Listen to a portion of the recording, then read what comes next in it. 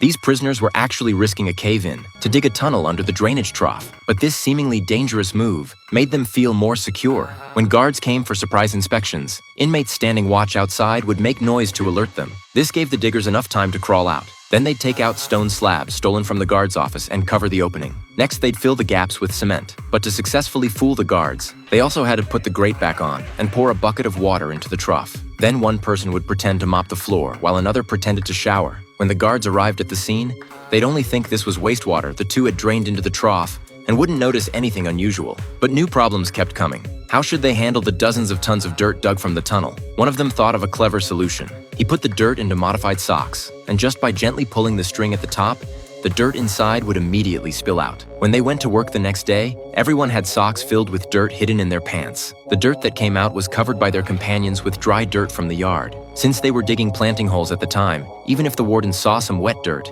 it wouldn't raise any suspicion. Next, they had to solve the tunnel collapse problem, or all the diggers would die inside. They planned to support the tunnel with wooden boards. Although all the buildings here were made of wood, they could only remove a few boards from the corners of each room.